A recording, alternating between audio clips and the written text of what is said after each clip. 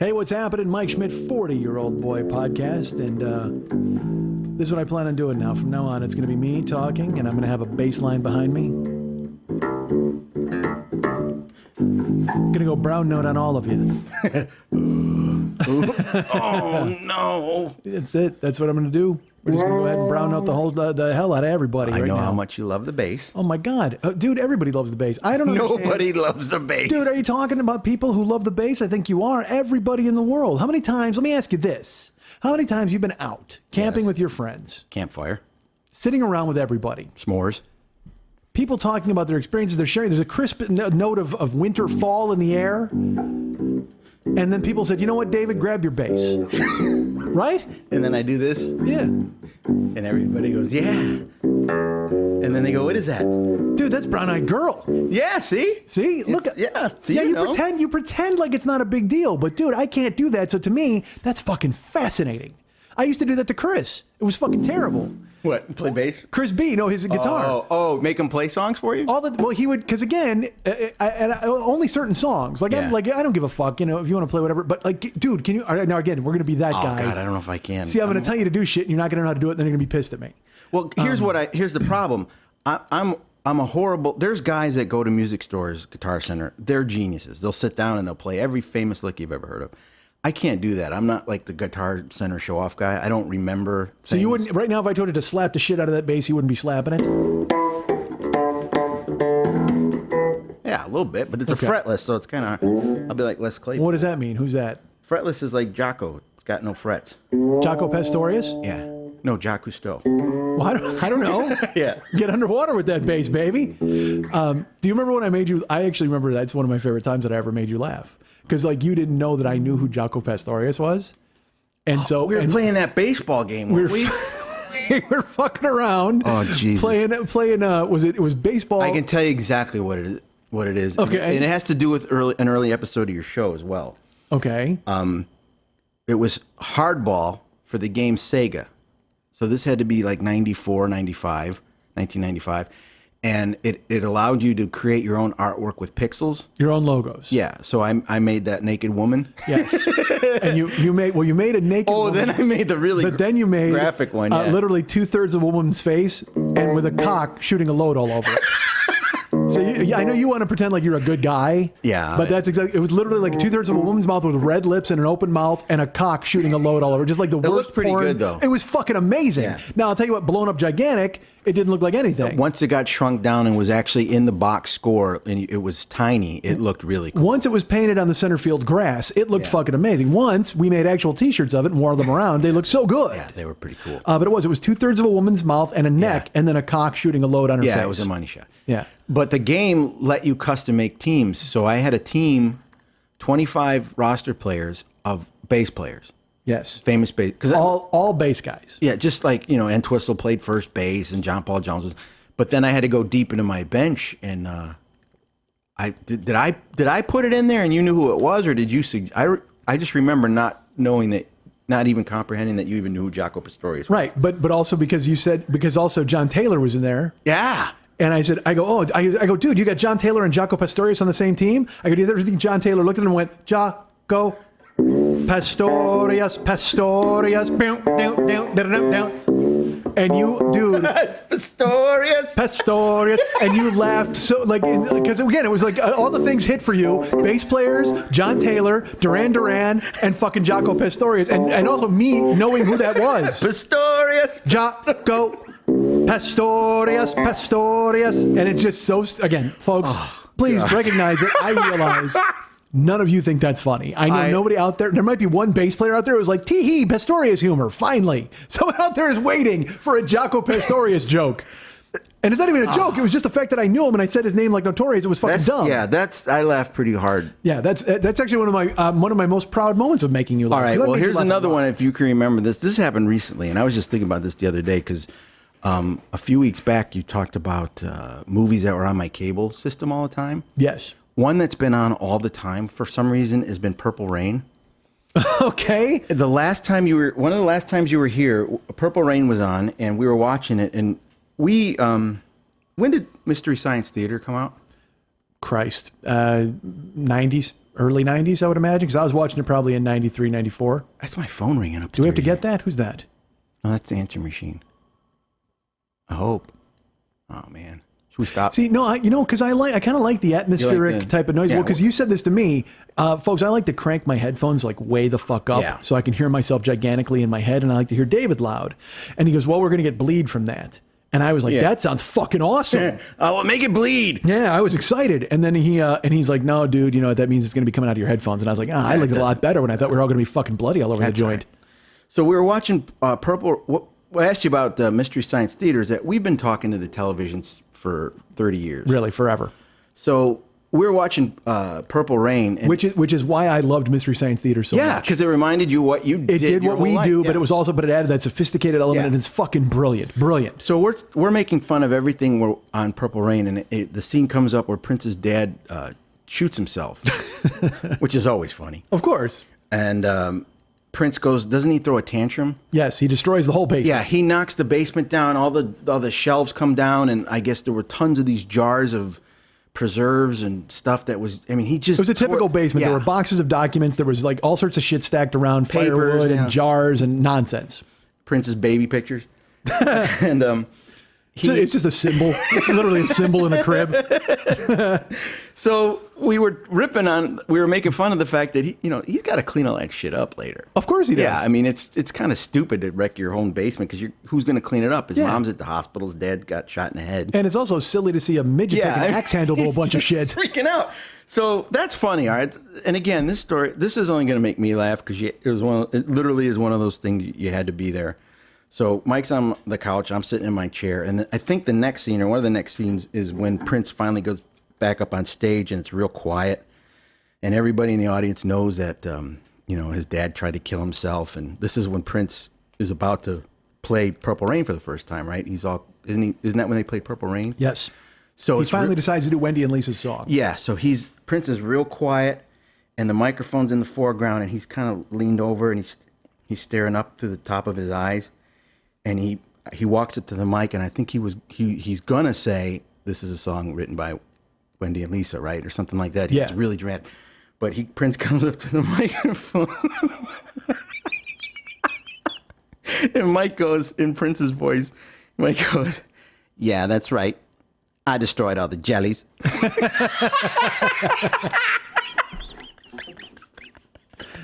Yeah. I destroyed all the jellies. Yeah. Because it was just because he was down in the basement and he smashed all the jars. He had this defiant look on his face. Prince is going to finally speak after all this quiet time. That's right. I smashed all the jellies. I smashed the jellies. That's right. I smashed the jellies. And yeah, that was another one where you left stupid. That's the funniest thing ever. Yeah, just dumb. And again, but that's the stuff you do when you make each other laugh with dumb stuff. And again, stuff that, by the way, let me recognize how indulgent this is. You guys don't fucking care at all. Like you are out there just that's going. funny though. If you're in a room and somebody does that, that's funny. Well, certainly if you're in the room and somebody does it, but if you hear it on a podcast 10 years later, or whatever the fuck, they're just like, nah, I don't know if I'm a fan of that. You had to be there though. Well, please. You know what? Let's do that from now on. Let's watch TV with a room full of listeners. How about that? You know, it's funny because Doug Benson does that fucking Benson interruption, and then he does a thing now at Cinefamily in LA where he gets a microphone and he gets to kind of make fun of the movie. And in my head, I'm just like, God damn it. Why the fuck am I not doing that? You know why? Because I'm nobody. That's why. And because I never thought of it. And because I'm bringing people fucking ribs. I'm just like, hey, man, I would love to make fun of this movie. However, I need to bring somebody some beans. Here's some beans. Take these beans and run, motherfucker. Well, maybe we had something back in the day because we were like customizing those video games. I don't think anybody else ever bought Hardball 94 and decided to make a team of bass players. But we did that to the golf game too. Yeah. Oh, dude, those are my favorite moments. That is fucking again. Well, because we would play the golf game and we would. I think I've talked about this on here. You told this story. This all was from I forget what year, but it was when you lived in Russell's old room. We called it Russell's old room when you lived in that basement of that house. Yeah. And me, you, and Jeff would get together and play Sega down there. And I had it was PGA Golf '94. It was Tiger Woods. No, it wasn't Tiger Woods yet. No, Tiger Woods. When did Tiger Woods come out? Tiger Woods. When did he come out? When did they debut the model of Tiger Woods? When did the gay version of Tiger Woods come out? No, Tiger Woods didn't debut golf-wise till later, right? I don't know. It was PGA, whatever it was. It was We were PGA Tour Golf. and it let you enter in whatever name you wanted. So we would do that thing where we weren't allowed to look at each other's guys Until they hit the until tee. they took the tee. Now, and then we'd have to announce them. Yeah. We were 27 years old at the time? Yeah. Pretty much. And I'd sleeping in a basement. So then I was literally sleeping in a drunk's basement. Yeah. Her 11-year-old son crying. And then you, I think you told this, but what happened is that we stopped. Well, let me tell this story really All right, go quickly ahead. because we were playing it and we would always do. It had to be people from high school, or it had to be people had a you theme. knew. Yeah, There was a theme. And one of my favorite ones, and I may have even told this on the show, was out of nowhere. When coming, because again, we would be all coming to the first tee, Yeah. and we would have to introduce them like we did the decrees for the MMA fighters, and we would put them in. This the is screen. before the decrees. Yeah, Yeah. this was probably the first stage. This was the precursor of the decrees. And our friend Jeff, he grabs the controller and he goes, she's got blonde hair, she wears gas shoes, and she smokes a lot of cigarettes. Ladies and gentlemen, Debbie Nitch. And it was so stupid. I remember it, the cadence of it. It was so perfect. Because again, we went to high school with Debbie Nitch. I don't fucking know what happened to her. I don't know where she is. All I know is the idea of her striding to the tee at Sawgrass while wearing the black gas shoes with She's a a concert golfer. shirt on. Oh my God. How fucking awesome is that? But we had themes like, of course, we had to do the racial theme. You had to have a black guy, a Jewish guy, and there was some other. Like we had to have each one of us had to represent an ethnicity. Yeah, but you A had to famous decide who was it. ethnicity. Right. So And you tried to be as fucking weird as you Yeah. could. You tried to find some really crazy off guy. So then these are all saved on the game. So time goes by and we're not playing that game anymore. And I have my nephews who are now probably 11 and 12 years old. They come to the apartment and they want to play the golf game. So I'm like, all right, whatever. I plug it in and they go to the menu and all of a sudden you see this list of names. Debbie Nitch, Jersey Joe Walcott, Sophia Loren, Sammy Davis Jr. So stupid. And my godson looks up at me and he goes, who's Sophia Loren? I don't know. But I don't know. Erase that. Yeah, I spent- Jersey yeah. Joe Walcott Yeah. was teeing off against Sophia Loren. And again, it was just for us to be stupid and make ourselves laugh at fucking 2 a.m. in Arlington Heights. Like we just Yeah. didn't fucking care. But that was a precursor to the decrees because when Sure. the game we played, the UFC game, you could actually type in a full sentence or a phrase and forget it. I don't even think we played the game. You have kids, so you can kind of vicariously do this again. And I'm sure listeners out there have children, so they can see themselves in them as they enjoy things much differently, certainly. Yeah. But you guys will always have baseball. You had baseball as a kid. Yeah. But do you think when Val's hanging out with his crew, like his boys, Yeah. is he as stupid as we were? Like, is he doing and look, we were 25. Val's, yeah. he's got plenty of years to catch up to our stupidity. But do you think that he ever sits in a room and we had impossible situations? Like I told you, we would do this, me and Mike Scott, and would always end up with you getting raped by one of your classmates. Like no matter what would happen. Or the zombie. Yeah, there would always be a zombie who would have sex with you, and it would just, no matter what you tried to do, you would wind up having sex with a zombie. You could not get out of it. One time, Dave Roselle got so mad he stormed out of the house because every time we would have him doing something, he would wind up getting raped by somebody, and he was like, "Fuck it," and he just fucking left. I quit. He stormed out of the house, and I'm like, "Well, that's why it's called an impossible situation. Eventually, you're gonna have to suck a zombie cock." That's how your life works, man. If you get into this game, eventually you're going to suck a zombie cock. I don't care where the fuck you are. I don't think my son's doing that now. I don't think zombie cocks come up in the conversation. All right, see, I hope not. But here's the certainly. problem with him, though, because of me, his sense of humor is a little advanced for his age group. Like, he's got guys in his group that think he's, like, the funniest guy ever because he'll come up with a concept like worst-case situations, worst-case scenarios, and they'll all play it. He's the one that starts the games. He's the one that thinks up the goofy things to do. He's done it to us. Who would Last win time I was who would win here- in a fight?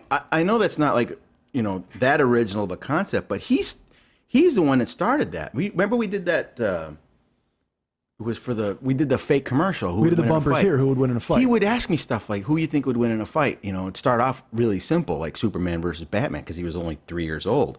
But then he'd get even weirder, like, "Who do you think would win in a fight, like Spider-Man or Mommy?" You know what I mean? Yeah. But he did it to be funny. He wasn't trying. He was trying Yeah. to be funny. Well, I can hear him trying to be funny because when I was here, not this last time, not this. I mean, remember when I was here for the interlude last time? I was only here. Yeah, for a couple you were of here. days. Yeah. But the time previously to that was almost a year. And we were just sitting at the kitchen table, and he looked up at me, and I told you this, and he just looks at me and he goes, "Someday I'm going to eat a monkey." And it was like literally it was just a proclamation. He didn't laugh. He didn't make a little kid smirky face. That he wasn't trying to get a reaction, but it was almost like that was my favorite part. We were silent. There had been no discussion of monkey eating up to that point. Yeah. Monkeys had never been referenced in any way, shape, or form. It's just, he's weird. But he's sitting at the table and he just looks at me and almost with this cocky assuredness, like, you know what, man? I'm gonna eat a monkey. Someday I'm gonna eat a monkey. He just fucking said it, and I'm just like blurt laughed in his face, of course, because I mean that's just fucking ludicrous. Well, the things he's like. And I will tell you this: my instinct was to go back and forth with him. Yeah. But I didn't want to because I wanted him to have that moment. Yeah. You know what I mean? Because I mean, he's like, someday I'm going to eat a monkey, and I was going to go, how are you going to make that monkey? You're going to cook? Yeah. You're going to grill it? You're going to catch it? What kind of monkey? Yeah. Like I wanted to do that, but I don't think he's advanced enough to take that concept of yes and. Yeah, he would. Would he have? Yes. Okay, because I didn't want to do that because it was his moment made me laugh. So I didn't want to encourage like a big dialogue of it and make a big deal out of it because he said was fucking funny enough. Because I mean, all kids say weird stuff. I mean, every kid says weird stuff, but he says weird stuff on purpose. He actually has forethought and thinks this will be really funny when I say this in front of my dad. The other day he goes, you think mob hitmen that garrot people would be more dangerous if instead of a rope they used an electric eel to garrot people? And I looked at him and I'm like, in my head I pictured like Clemenza garroting Carlo Right. with an eel.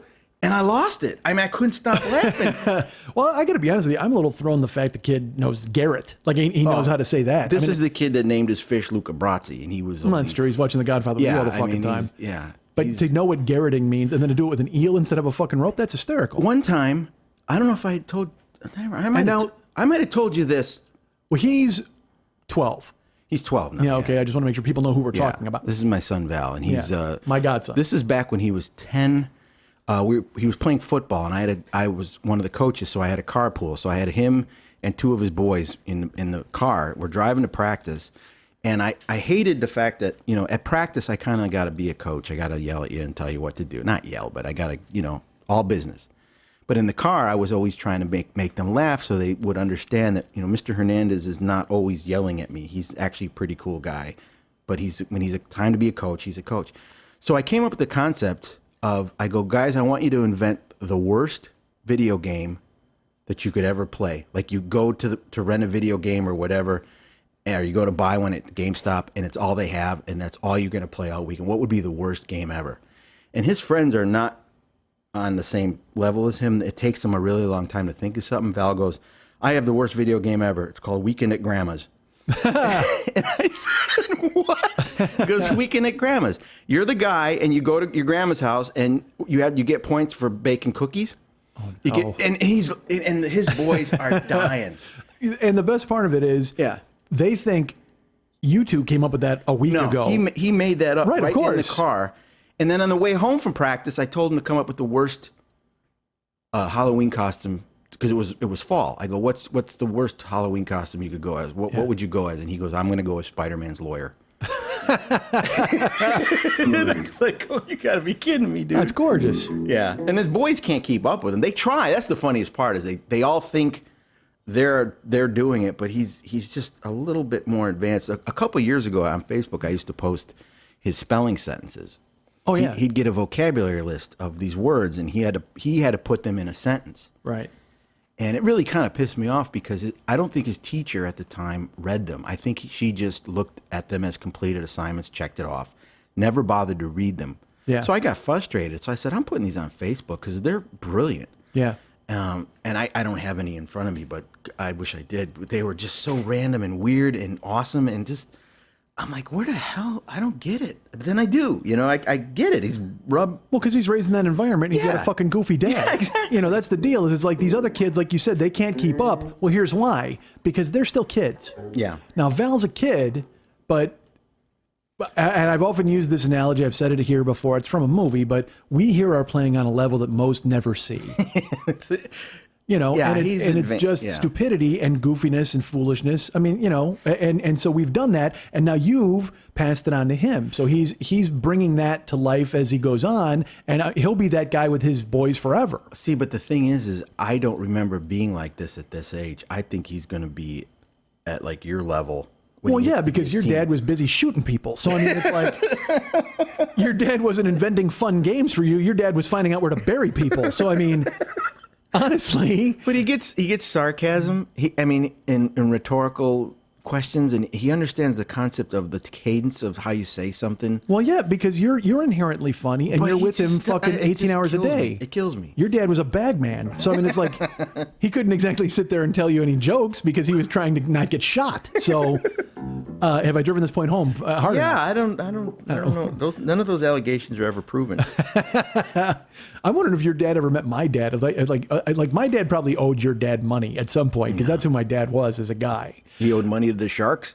He owed money to fucking everybody. I mean, he climbed into an early Times bottle and hid. You know what I mean? So that was who he was. And your dad was just a fucking muscle. It's like, but you know what's funny? All of us, I mean, everybody's dad is that legendary figure. You know, Everybody's dad has super dad powers. right? Mine accepted. But No, I mean, your dad had super dad powers. That story you told when he threw the flaming mattress out of the apartment. oh, that was fucking crazy. That's superhuman dad story. Look at you remembering shit from the past. I used to listen. I didn't know I told that story. Yeah, you did. Yeah, that's never go under a bed looking for stuff with matches. So, but it's like Jeff tells the story about His old man. oh man, because his dad again is a tooth chipper, and it's just that fucking story of he's in a fucking pool hall and then he has to fight his way out with a cue, and he literally he tells the story where it starts and then he's in the street with half a cue and he doesn't know how the fuck he got out there, like that sort of thing. Yeah. He's like.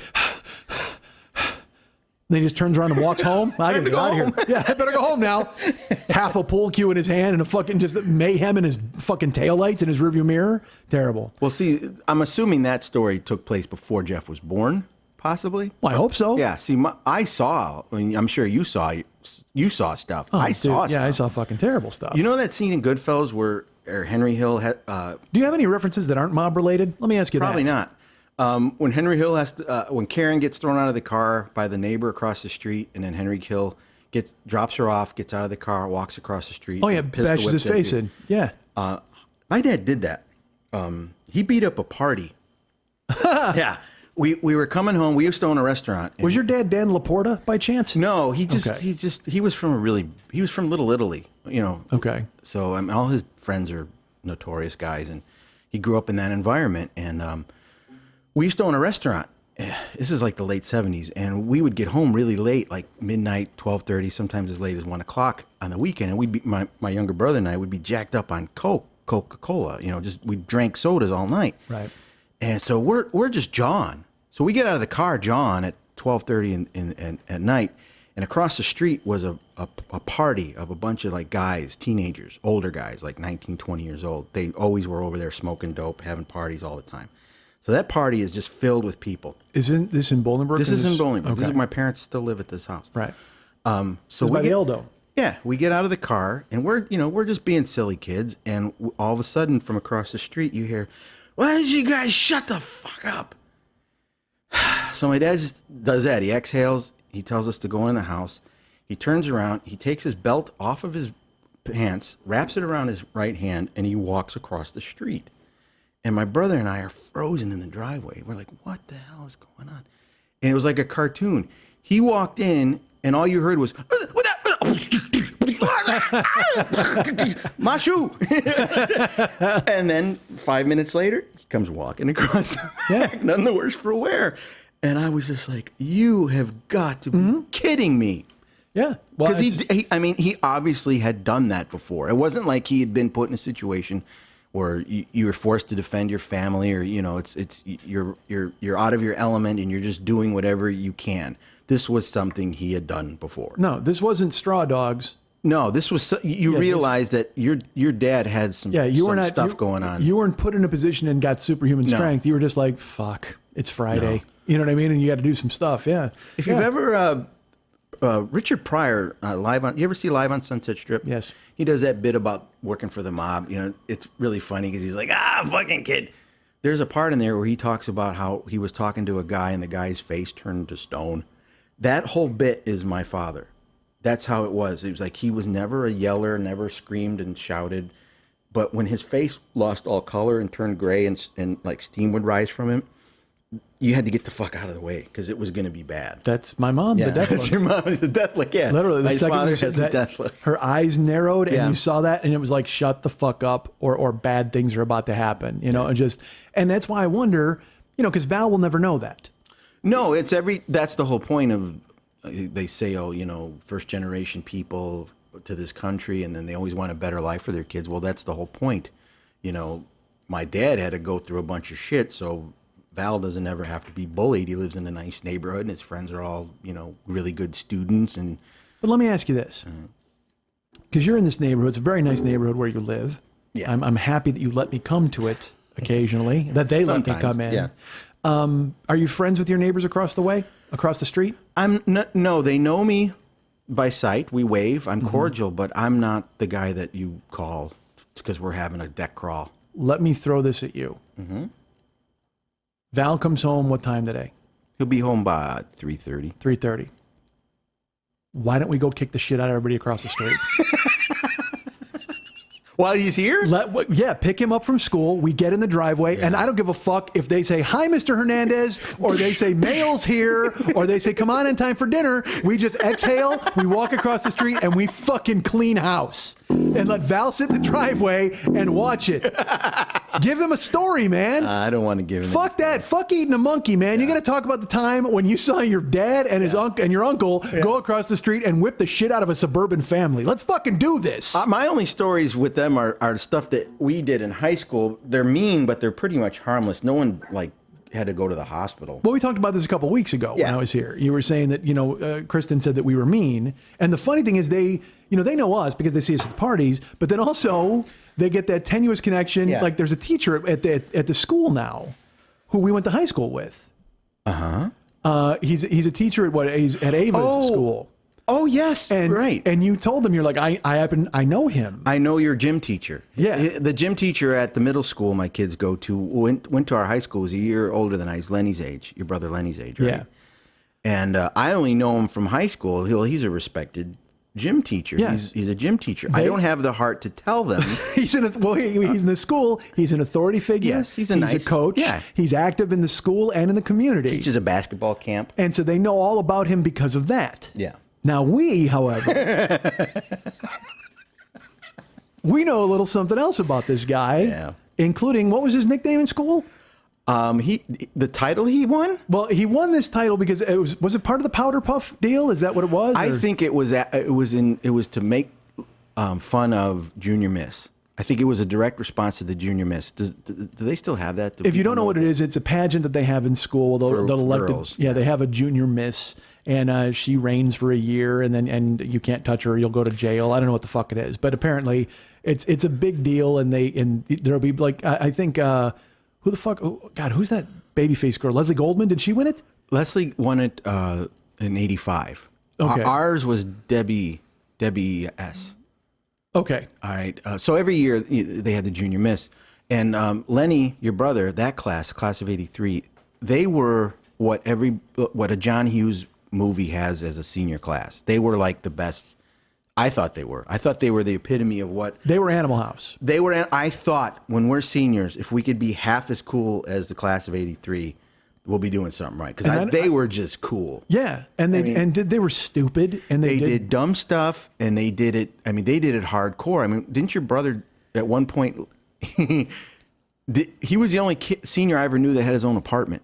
Yep. He had his own apartment. My mom kicked him out of the house. Yeah, he had his own residence and still being in high school. Yeah, and he left the window open all the time so you could walk in anytime you wanted. And he would walk into the apartment. It was recessed into the ground. Yeah. So you would walk in through the window and step on one of those giant coil cables, like a spool. You know those big wooden spools? Remember, that was what was at the base of the window, so you could step down go onto right that. in. Yeah, that was like modified stairs. There was a spool in there for big industrial cable, and then you're in his house drinking. Yeah, and they would have organized things. They weren't just a bunch of different cliques all doing different stuff. They did things as a group. Remember they had the Hammer King contest? Yes, they did. And there's still controversy to this day over I know, who won. with your brother and Tom Weisenglad. Yeah. Well, I think they were making fun of Junior Miss, and somehow they convinced the powers be at the high school to let them use the auditorium, because I remember going to see the show. Do you remember what the show was called? Well, It wasn't Mr. America. I know that. I know it was not. No. The show was called Mr. Bufu. And they actually wanted to call it Mr. Buttfuck, and they were told, no, that's not happening. So they shortened it up. So I cannot, in good conscience, lean over. Well, because they had the pageant, and dude, Mr. Bufu. it was they had a Mr. Bufu pageant with a talent contest, and they walked the aisle. They walked the fucking aisle. They did the whole deal. Then they had a bathing They had a sash suit. and a scepter. They had a bathing suit competition. There was a swimsuit event. They had the whole deal. They had a Mr. Bufu competition. They organized it. That's the best part. It was like those idiots came up because they were idiots. And they were, this will sound so stupid. Maybe not. Maybe in your school you had these guys. But they were larger than life figures in the school. Like there was a story, and I fucking remember this story. There was a story that Mike Norris ate a math book. And I'm not shitting you. That was a fucking story that people told like it was real, because Norris was fucking bananas. Yeah. But then I knew Mike, and I liked Mike a lot. Yeah, I did too. But he also was fucking crazy. So because one time he, Lenny, and Gar, and I think Gerber and another guy walked into White Castle and ordered 300 sliders. Yeah, that was some ridiculous. And just ate. You ever seen that Saturday Night Live skit about Bill? Was it Bill Brass? That's who they are. You're fucking right. Everything you say about them is believable. Yes. Lenny Schmidt once ate a baby. Yeah. And you're thinking maybe. I think he did, didn't he? I think he did. Yeah, probably on school property. Yeah. Or guarded, because these were big guys too. Gar was a house. These they guys were were huge all dudes. big guys. And Norris was huge. And it's funny, there was a thing where, like I said, they were larger than life, and they were these legendary figures. Fuck, I lost it. I had something and I was going to say it. About them all being big and. Well, there was that, but also, no, I have to tell the story, and I think I've told it on here before because it's one of my favorite things of all time. They went to Mr. Quick.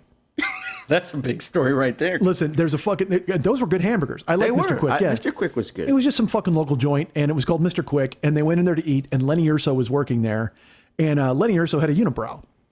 So he's just did in class school. Of 80. No, he's 82. He's ahead of them. I thought he was there. No, Mike's ours and Lenny's above them. Lenny's one more. Because Lenny, my brother, hung out with fucking Mitchell-Ack and all those dudes, and they were his class, but then Lenny was a class above them, I believe. Okay, so unibrow guy. I'm pretty sure Lenny, he might have been 83. I think he was 82 though. And he's at Mr. Quick, and they order food and they eat it, and they have comment cards, and they write on the comment card, all they write is, the guy with one eyebrow is mean and cruel. That's it. That's their comment card at Mr. Quick. So stupid. And they turn it in. And fucking Urso finds it, and he's like, oh, really? But God damn it, I love it. I knew that I was finally like maybe in the good crowd, the cool crowd, and the one I remember it to this day. Freshman year and sophomore year for me were just like awful. I was a dork, and I felt like I didn't fit in anywhere, So you think those 2 years you were a dork only, right? Well, there's some on the outside. I see. The inside never changed.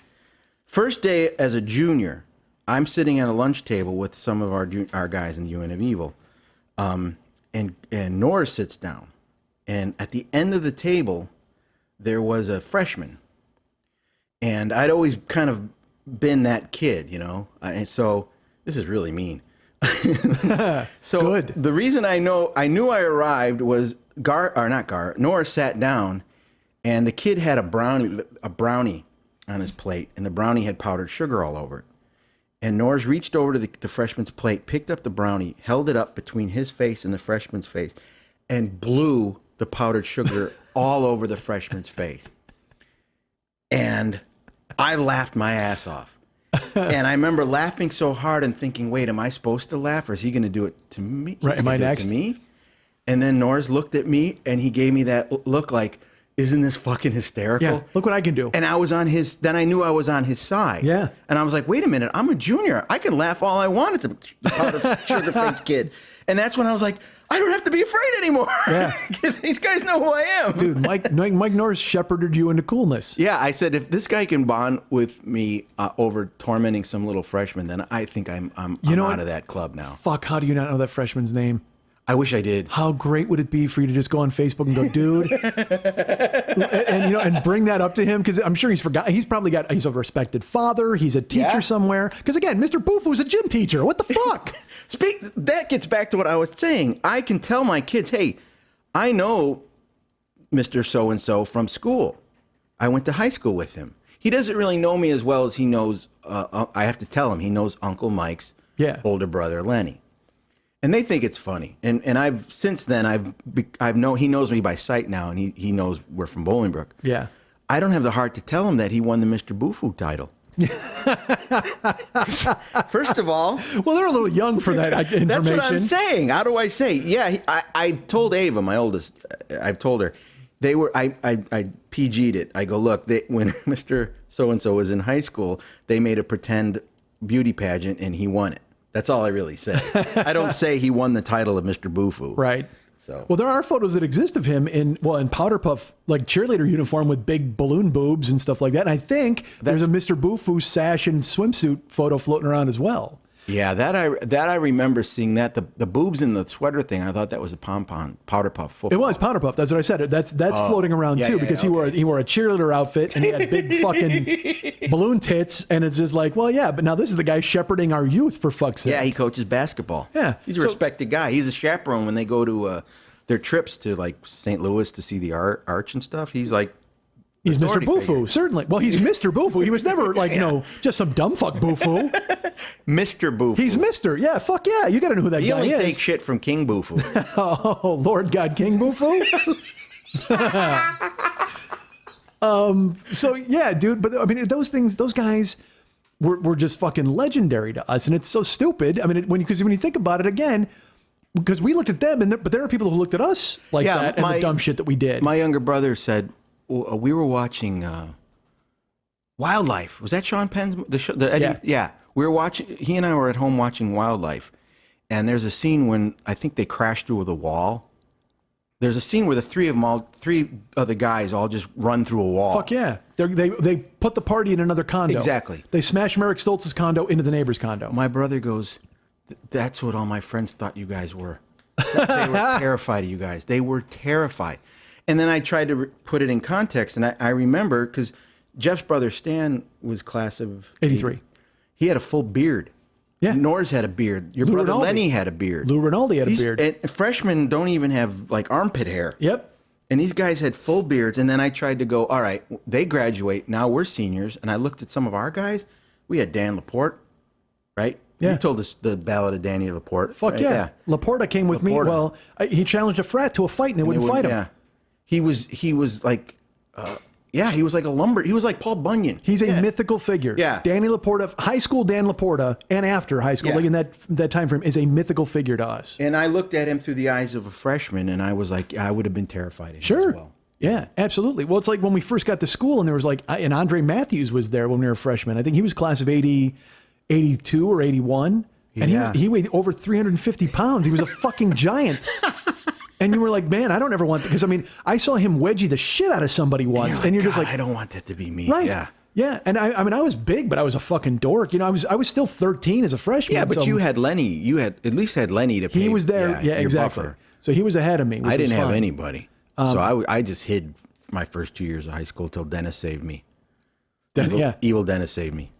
See, that's who he is. He's the savior. Yeah, for all the things that we make fun of him for, and he deserves it. Dude, hold on. Is the goose coming back? I don't know. My goose call came back.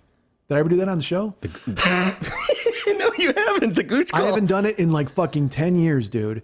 And I was at work, and the wood or something, the smoke from the fucking grill got in my throat. And I coughed, and it happened. The goose came back. And I went, you're fucking... I can do this noise, the stupid noise in my throat. And when I was a kid, we would go to basketball or football games, and the guys they would yell, goose call, goose call. And I would go, ha, ha. It's this noise that I don't even know. It doesn't hurt. And people think, boy, that must hurt. It doesn't fucking hurt at all. It doesn't feel like anything. But the thing is, hi, how are you? Hey, Max, what's going on? It's this fucking weird... It just sounds like it's from the bowels of hell. It's just this ridiculous, and it doesn't hurt, But it came back, dude. I haven't done that in at least I'm going to say 10 years. Fucking, and not even that I haven't done it. Like it's lied dormant within me, the power of the goose call. And I just went, I can't use that anymore. I like I'm the a grown idea up. that you might have tried it a couple years ago, thought about Nope. it. No, I'm not going to do it. No, it can't happen. No, I was waiting to unleash the power again when I turned 50. You sound like one of those guys in those anti-smoking commercials. You know, the guy that has no teeth, or the guy that has the hole in his throat. I tell you now, don't smoke. Hi, Neil Brenner. I tell you now, don't smoke. Awful. I think you were in Donnie Brasco, weren't Did I you? get blood on you? I think I got blood on you. That's all right. So yeah, dude. I mean, it's crazy. Yeah, and that's so yeah. That came back, and it happened at my work, and then everybody looked at me because it was an accident. I coughed, and everybody was like, "What the fuck was that?" Yeah, that was weird. And then I told them what I just told you. I haven't done that in 10 years. Jesus. Back when I was 40. Jill's gonna kill me. She keeps going, why are you? We listened to the show like 3 weeks ago or whatever, the second week of year 8. Yeah. And I was like, and she's like, why do you keep saying you're 50? And it was funny because in the very next line, Oh, I do too. I know, honey, You I'm round not up. 50. Yeah, you just come on. I'm 49. Basically, I'm 50. Yeah. Well, I'm 47. Basically, Yeah, I'm 50. come on. You know. Speaking of which, you do own the domain for that, don't you? What? 50-year-old boy. I think so. Thanks for throwing that out there, motherfucker. Well, but I've often said if I'm still doing this when I'm 50, the last show ends with a gunshot. I mean, we've talked about that. If we go to the 50-year-old boy, fuck. But then at the same time, why would I ever fucking stop? I have to do it, right? Well, That's I the think thing. when you turn 50, we should come up with another cool name Okay. Like, and another theme song, Yeah, all right. Yeah, we can do. I'll do all of that. like That's fine. harpsichords and stuff, organs. The Mr. Bufu. How about we call that? Mr. Boo-Foo. The funny thing is, we've got those names like we had ZC and we had VC and we had. Oh, that's the other thing. Yeah, I tell my fucking kids the nicknames. nicknames. But the thing Well, we is, had Fuff, oh Jesus, which is probably I don't not a know if nice thing to that's- say. I don't want to say who it was. But, yeah, don't but- say who Fuff is in relation to. But the funny thing is, other people. but I got to tell you this, dude. Jill has a friend who looks just like Fuff. Tell them what. Did you tell them what Fuff is? I don't think I did. All right. Fucked up face. So, I told my kids it means fouled up face. did you really? Yeah. Well, good for you. Wait. The fact that I still told them the Fuff story though is pretty sad. You mentioned that to them? I told them. I told them somebody else that they know's got to know somebody that we used to call Fuff, Fuff. Yeah. Yeah. But so it's fucked up face. which is really mean. Yeah. It's not nice. Well, and there was a. See, here's the problem. But Jill has a friend who literally looks like a grown up Fuff. The same hair, the same shape of the face, and the same fucking hatchet wound right in the middle. Just fucking grim. Then we have Hatchet Face too. Hey, I wonder why they don't like me. Gee, Mike, I wonder why. Where did you go? Fucking jagoff. Was it Carp Day or what was it called? The House of the Bass? Fish Day, Fish Days. Okay. Yeah. See, that's what spoiled Fish Days for you. Dude, I would go to House of the Bass. How do we not? I'd go to Carp Days. Oh my God. We got to get up there. Dude, we would make so much money with House of the Bass and Carp Days. Let's get up there. That's what Val did that made me laugh the other day. He sings. You know how kids just sing? They don't care if you're listening or not. He was going.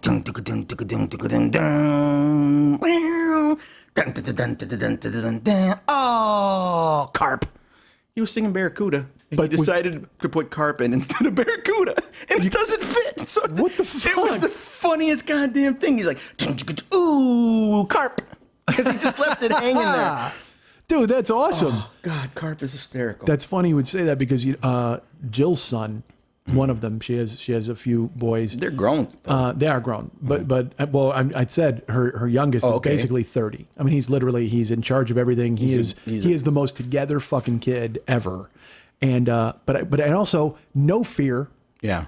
And no, because a lot of times when you're 15, you're kind of like you just said, you're sitting at a lunch table and you're like, I don't know what the fuck's going to happen here. Yeah. And then Dennis, anoints you with the evil scepter and you're in. Yeah.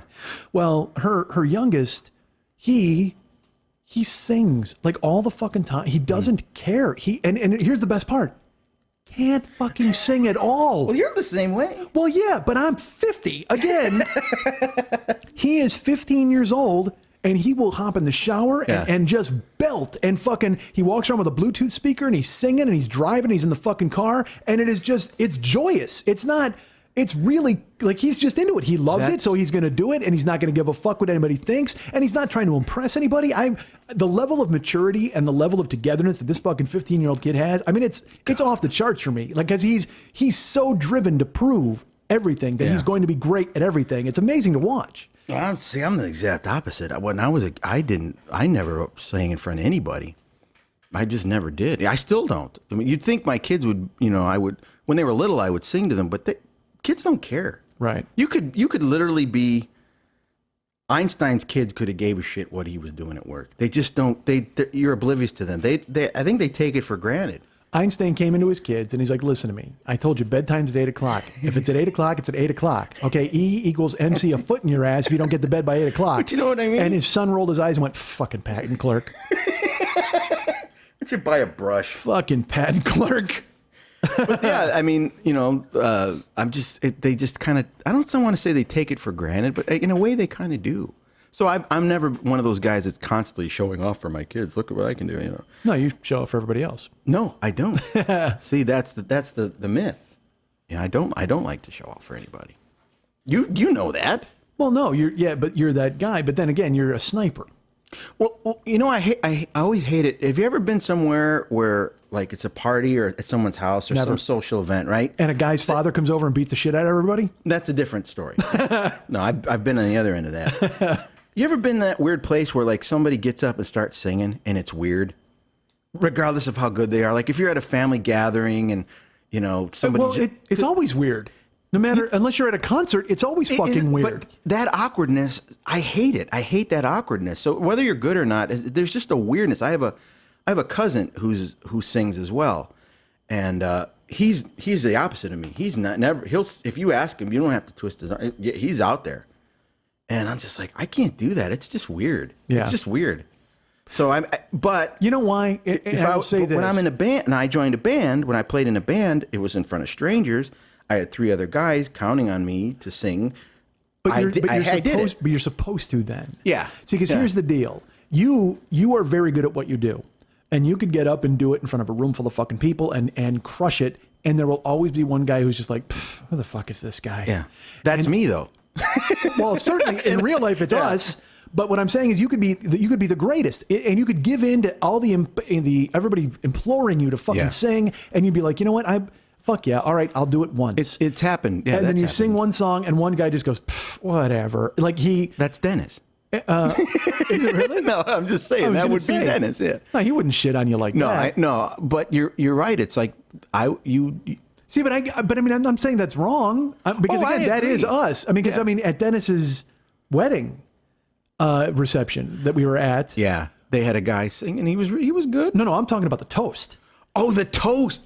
And our entire table is joking like about every line, about every single line in the toast.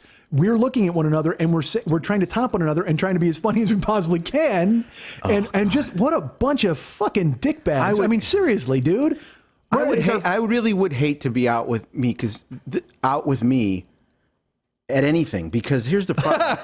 you know those people that they always got to shit on something and then what do you say to them? You always say, oh, you think you could do better?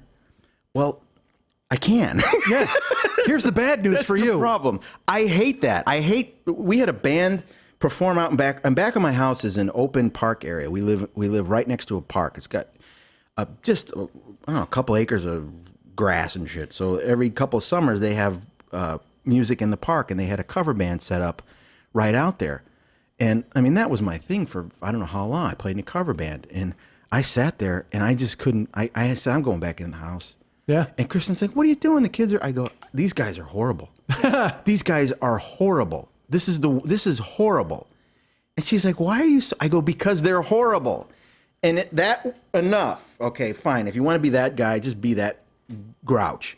But it was the fact that I knew I could go up there and do it better. That's a weird thing. I would never do that. But it's not a weird thing because that's one of the reasons I can't go to open mic night. That's why I'm supposed to rejuvenate my career and start over. And I have to start at the bottom because nobody knows who the fuck I am. And that's my fault. But dude, I will go to open mic night. And if I'm 18th on the thing, the first 17 people, I'm staring at the floor because I can't. Because again, it's all levels. It's people who are just starting. It's people who are never going to be good. And then there's some people who are great.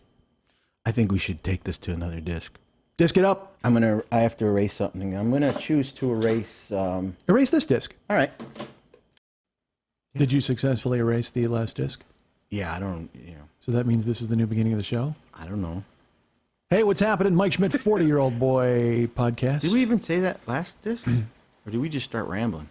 No, I think I did. Oh, dude, is that rain? Man, fuck this entire region. I don't get it. I mean, is it raining or is it the bacon again? No, it's pouring. No, it's pouring. It's pouring fucking rain. All and right. the thing is, I told Jill, because when I was up there a couple of weeks ago, it was just gray and gloomy and fucking rainy. And I told her, I go, dude, I think your town is a Stephen King novel. I mean, I don't think there's any fucking thing happening where there's because the sun very rarely shows up. Last year I went to Summerfest, and they should have put quotation marks around it because it was 52 degrees and misty fucking rain in my face. And we went, and that was when I went and saw Rick Springfield and the Trues and all that kind of stuff, which was awesome. You can really hear that Dude. down here. All right. You keep talking. I got to go on basement watch. Well, the good thing is we're in the basement, so when the tornado hits, we're fine. Dude, I would love a fucking tornado. Oh, wouldn't God it be damn awesome? it. No, are you kidding me? I had an earthquake. I talked through a fucking earthquake. That's right. And so now I say Hurricane? Dude, well, that's coming. All right. Eventually I'll have to go to Florida. So that'll be fine. But yeah, dude, a tornado. I want to broadcast during a tornado. I want a fucking natural disaster. That isn't just this show. I want to have something. We already did an earthquake. I got to have a fucking tornado. I don't want a tornado. See, why would you take away my glory? You know what? Have you ever seen one? A tornado? A real life one. I saw a funnel cloud coming down in Naperville by where I used to live on Georgia Court. Oh, okay. And I was in the parking lot, and this is at a time when I was ready to go to LA. Yeah, you wanted out of here. And I was ready to go. I mean, I had plans. Pushed. I had plans. We were going, and then I started to see the fucking funnel cloud, and I'm like, really? Yeah. Now I got to die in a fucking tornado? I want to get the fuck out of here. Because I was trying to explain to Jill, because Jill hasn't been in an earthquake yet. And I tried to tell her, I'm like, You make it sound like that's like just because you haven't seen a movie yet either. You haven't seen Goodfellas. You've never been in an earthquake. all that shit's going to happen. Yeah. That's the best part. But I told her, I'm like, dude, you got to, because the earthquake, the first one freaks you the fuck out. You know, you have no idea what's happening. You're just sitting there. All of a sudden, everything starts moving and rumbling, and you don't know when it's going to stop. Yeah. Because I've been in earthquakes that lasted 3 seconds, and I was in an earthquake that lasted 15 fucking seconds. And you're just like, what the fuck is happening? But then, once you have a few under your belt, you're just like, earthquake. You know what I mean? Like, you just blow it off. Yeah. But here, tornadoes are completely fucking different. A tornado, I want to see one as long as it doesn't come on me. You could say that about a lot of things. Yeah, camp counselor. Mr. Bufu. Just the awe of seeing something like that would be mind-blowing. That's why I've wanted to see a plane crash my whole life. Do you know anything about like dream interpretations? No. Oh, damn. Maybe somebody does. I keep getting stabbed in mine in the face. Does that mean anything? Were you at Fish Days when it happened? Well, it was a hot dog. I know that. I used to have this reoccurring dream that I would see a plane crash. And this is when I was little. In my dreams, I would always see the plane crash in a really odd environment. Like it wasn't at an airport where, a lot of planes on takeoff, they crash. This was like seeing a plane in your neighborhood. So it was something familiar to me with the awfulness of this plane crashing. So when 9/11 happened, that freaked me out so much because it was like a nightmare from when I was a kid, only it was real and it was on TV because it was so perverse to see that blue sky. You know what I'm talking about? Sure. How perfect that day was, and then there's this weird thing that doesn't fit. The smoke. It was like a real life nightmare. It was like I couldn't handle it, but I couldn't stop watching it either. Yeah, it was you couldn't crazy. interpret it. And I will occasionally go into a fucking like a YouTube hole. Where you got to see plane crashes? Yeah. Yeah, I know what you mean. Because Jill and I, our beach that we go to in LA, we go to Dockweiler. And it's a beach that's down from Venice. It's a little more south from Venice and Santa Monica. And it is just under LAX. Oh, man. So you're in the flight path of the planes. And they'll come right over you. I brought her there once, and now it's become our beach because it's not as populated.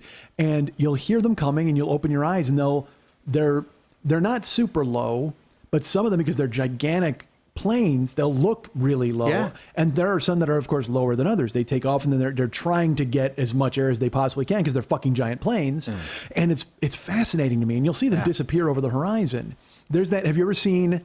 it's got to be Costa Rica or somewhere, that airport on YouTube where the planes come right over the beach and the people, they look like they could reach up and grab it. Like it's that fucking, I know, how crazy is that, dude? Yeah, that's weird. But I'll go into that YouTube hole where I'll watch the 47 different angles of the first plane going into the first tower. Too. And it's insanity, but it's fucking amazing. So when I was a kid, this is terrible probably, I used to, when a plane would fly over my neighborhood, I would run and try to pull it out of the sky. Like you know, like how a magician will throw his hands in the air and like move. Wait, you know, I cast thee down. You really thought you could do that, or were you just goofing around? I was rooting for it. Oh, you were rooting for it. Yeah, I'm not a psychopath, but I mean, at the you same actually time, thought you could reach an airplane. I was thinking you might have had problems. no, that would be crazy. That's I'm crushing your head distance. But what I'm saying is, I would literally, I wasn't trying to Matumbo it out of the fucking sky, but I would jump up like, Give him the dunk. like I would wave my hands down like I was waving it. I was pulling it down and like waving it to the ground, like going crash, crash. Will you please crash plane? I wanted to see a plane crash like desperately. I don't know why. I see him in dreams a lot. And after 9/11 and stuff, and through this, let me ask you this real quick. Dream interpretation was the first thing you were talking about. So what the fuck does that mean? I have no idea. Wait a minute. You were relying on me to be the fucking brains of this outfit? I've looked it up, and the stupid thing about those dream interpretation sites, they're all just generic. It's like, well, of course. It's like the back of a fortune cookie. You know, it's fear like, change. Really? I fear change because I see a plane crash? I've had one dream. I had a recurring dream. I think I've talked about it on here. It was a recurring dream that I had forever. And then I wound up having the definitive dream, and I never had the dream again. Okay. I used to dream I would be in fights. And you couldn't punch. Yeah, I've had those too. Yeah, those are anxiety dreams. Yeah, but I was always fighting. Yeah. I would be fighting, and I would punch as hard as I could, and then it would slow up and just tap them on the face. It was like immediately I was underwater. Yeah, you couldn't get anything. I couldn't get off. Yeah. Right, and I would be punching and punching and punching and all that. And then this is probably like 6 years ago. In a dream, I was in a fight. I was punching, and I punched directly through a guy's head. Like literally, my fist went right through his face, out the back of his fucking head. And that's one extreme to the other. Well, and I woke up and I actually felt this weird relief. I was like, something happened. I didn't know what the fuck it was, but something happened. Your hand was in a jelly donut. I smashed the jelly donut. I smashed all the jellies. I smashed all the jelly donuts. So I actually put my fist through a guy's head, and I will tell you this. I haven't dreamed in like 5 years. Oh, like really? with any regularity at all. Like it would have to be a really out of the blue once in a time occurrence. But I dream when I'm sleeping with Jill. It's bizarre. I don't know how to explain it. Like I just started dreaming. I had a dream just yesterday where I lost my wallet. We only got a couple of hours sleep because I had to get up early to hustle down here. And it was this dream where I lost my wallet, and it was almost like she and I were, because I'll tell you this, we've been watching it. We always watch murder shows, and I joke about it on here.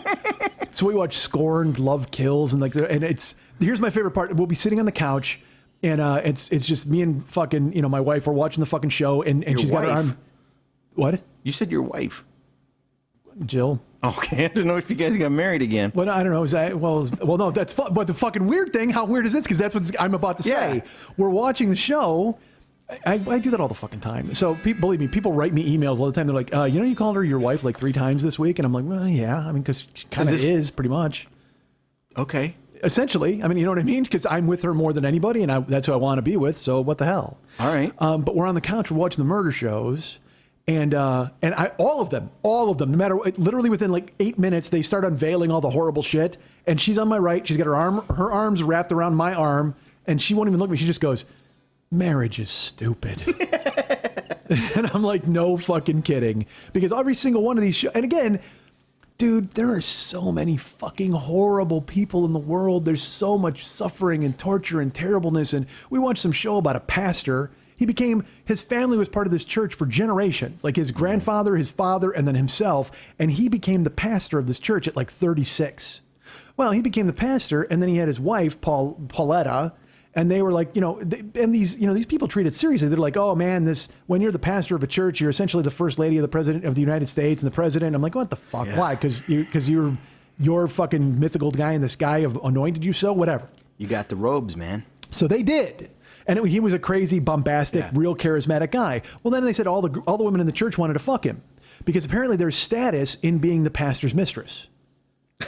I'm not joking. Really? That's what All they right. fucking said. And I'm like, what the? So then he winds up banging a chick in the church.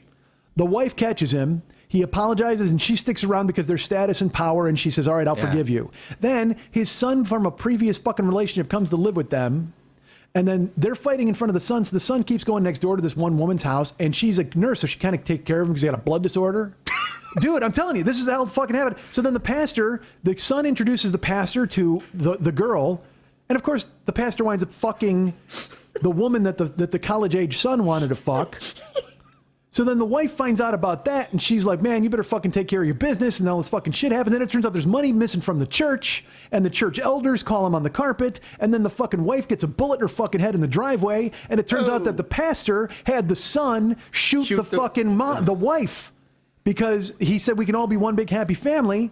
And then it turns out that the woman who was sleeping with the pastor that the college-age son wanted to sleep with, she's in on the murder, has him come to her house and clean up while he's dealing with the cops, and then she fucks the son as payment for shooting the wife. What the fuck, dude?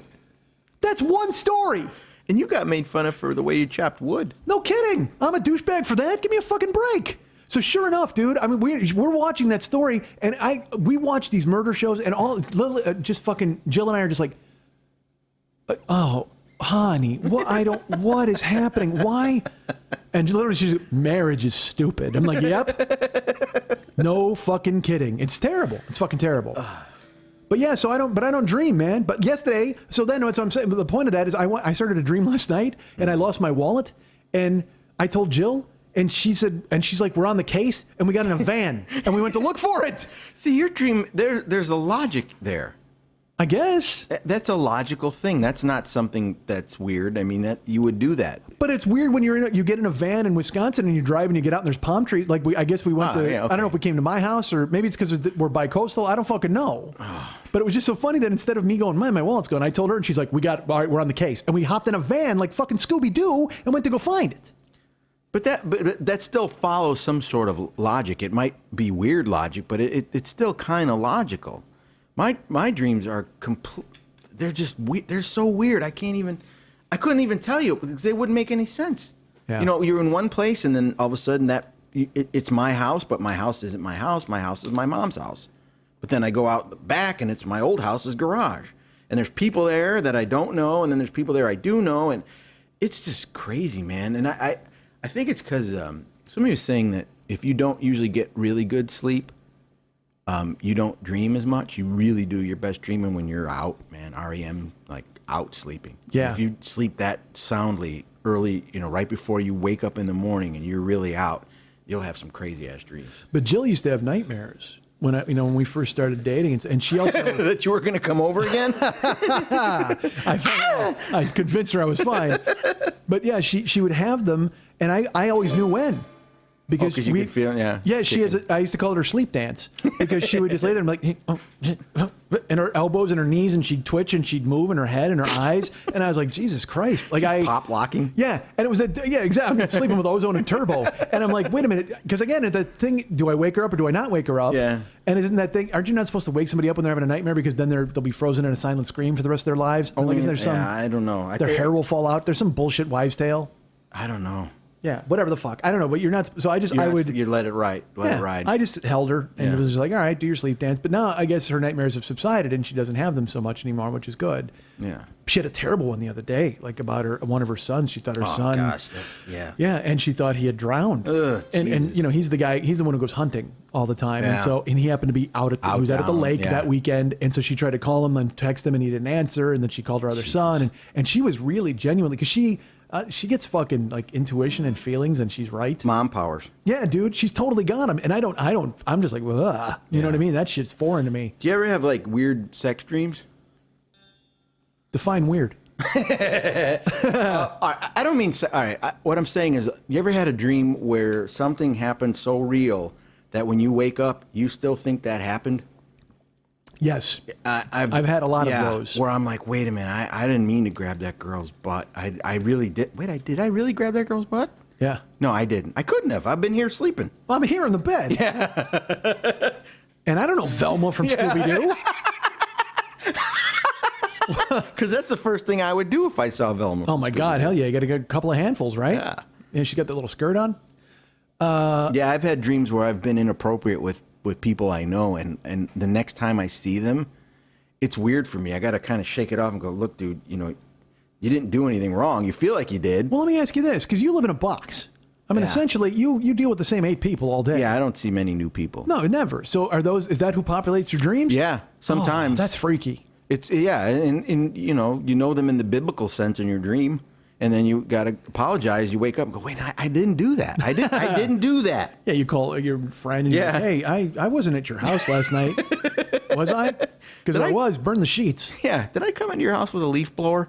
Did I bring a leaf blower to your house and come in it? See, it all depends on how you phrase the sentence, David. You gotta make sure. Hey, did Mike and I cross the street and beat the shit out of a family while you watched? Because we sure fucking discussed it. We talked about it, but I don't remember if we did it or not. How funny would that be? You remember that Old Dogs show with like fucking Tim Allen and John Travolta, and they put on fucking jackets and they rode motorcycles and they ate sandwiches and whatever the fuck? Dude, let's be the old dogs who just cause mayhem. let's just go across the street and beat the shit out of somebody just once. Yeah, For old time's sake. You think it'd be hard to start a new mafia? Wait, you're going full on. What are you going to control? The Or underworld? a mob. I'm just saying, like, let's say we decided we wanted to start a mob. What's your first move? What do you do? How do you just start one? We got to bring money in. So we got to find a local business owner and bust him out. Oh. We got to get him into it. So we got to get a phony poker game or a dice game. We got to trick some local guys. No. You know, you got to set up like a friendly poker game here in the neighborhood. And we got to put money on the street. Yeah. Well, we get this That's poker how we game. do that. That's how we start. But we got to fund it with the poker stuff first. All right. Because you get some local dads in here. We get them a little fucking. Yeah. And then we fleece them with some dirty cards. Dirty cards. And then we got the money. We put it on the street. And next thing you know, we're running the fucking town. Okay. Dude, we'll make and the only problem is you're in this town. You're already suspect number 1. Yeah. You got a Z in your name. You're going to fucking jail. Yeah. So you might have to take a pinch. I'm gonna have some buffers. You may have to take a pinch. I'll have to do some time. I don't know. I was just thinking, how do you just decide you're gonna, like, a gang? How do you just decide you're gonna be in a? Hey, let's start a gang. We got to buy shirts. First things first. We got to get a bowling team together first. Yeah, we got to get the matching shirts and maybe some bandanas. That'll be fucking awesome. We got to pick a color. Yeah, I think if you're gonna start a gang, you shouldn't like base it on current street gangs or something. You should go back like to the Wanderers. Remember the movie The Wanderers? Oh my God, Get yeah. one of those kind of gangs. I go the Warriors. No, Warriors is Baseball 70. Furies and the fucking Lizzies and all those people, dude. Yeah, that's pretty cool. It's Dude, it's the Van inventive. Cortlandt Rangers. How great is that name? It's one of my favorite of all time. But you saw the Wanderers, right? They had the Ducky Boys. Fuck yeah. Mau-Maus? Ducky Del Boys are scary. Vikings? Del Vikings. Yeah. The Wongs? What are the Wongs? Don't fuck with the Don't Wongs. fuck with the Wongs. Dude, I say that's what we do here. We got to start a gang. And here's our, you know what? I got our uniform. We get a fucking, because we're dads. Uniform. Well, because we're dads. Because everybody else, the Crips have like red and black and all Yeah. that, or red and blue and We whatever got the fuck. polo shirts. That's the Bloods and the Crips. Dude, polo shirts, but instead of a little horse on it, Yeah. it's 2/3 of a woman's face with a cock coming on it. Just pixels. My buddy did this. Hey, man, check this out. We'll be the White Beards. That's our fucking mafia name, And we dude. will have to have a theme song, and then it'll all just be bass. Oh, dude, we got to. Oh, bass? All bass. Dude. Just fucking. We're just going on the bottom. We're bringing the bottom to you guys. Dude, from the bottom to the top. That's our slogan. We got a slogan as a gang. Yeah. Silk jackets.